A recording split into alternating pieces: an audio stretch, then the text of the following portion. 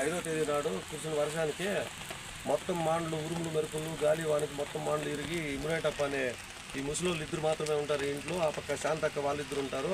ఆ వర్షాల కారణంగా స్కూల్ మాండ్లు మొత్తము వాళ్ళ ఇల్లు మీద పడిపోయి సిమెంట్ సీట్లు ఇల్లు మొత్తం పగిలిపోయి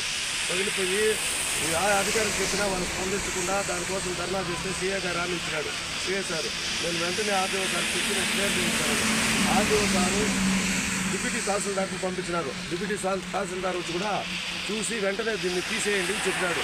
తీసేయినా కానీ ఎవరు అధికారికంగా నాకు ఇవ్వలేదు అని చెప్పి మేడం, స్కూల్ మేడం ఏం చేసిందంటే జయలక్ష్మి మేడమ్మ, నాకు అధికారంగా ఇచ్చేదానికి మీకు తీసేదానికి రైట్స్ లేవు, మీరు తీయొద్దండి ఆమె అడ్డుకొని ఇప్పుడు తర్వాత మళ్ళీ గాలి వాన వచ్చి మళ్ళీ వాళ్ళ ఇంటి మీద పడి మళ్ళీ చీట్లు పడిపోయి ఈ రోజు పడిన వర్షాలకు మళ్ళీ ఈరోజు చీట్లు పడిపోయి చాలా విపత్తుల్లో ఉండాలి. వాళ్ళు ఎవరు లేదు ముసలోళ్ళు.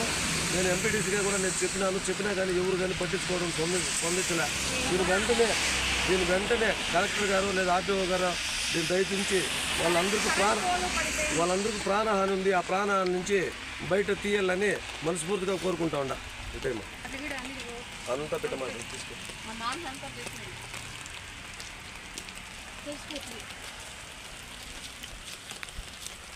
పెట్టు 2 వీడియోలు పెట్టమా. ఇంటి మీద బాగుండి పడిపోయినా సార్. 5వ తేదీ నాడు రేతులు ఉరుములు మెరుపులు వచ్చి రాళ్ళబడి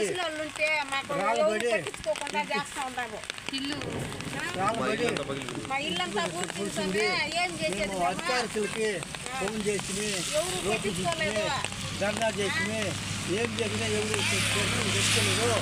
ఇల్లు మాను మళ్ళీ పడిపోయినాయి. మా ఇల్లే కూలిపోయింది. పరిస్థితిలో ఉన్నాము. మేము పక్కన కాపులు చేస్తున్నాము. మీరు దయచేసి దీన్ని చూడాలి సార్. మేడం అడ్మిషన్ చేస్తా ఉంది. స్కూల్లో టీచరు మేడం కొట్టికుండా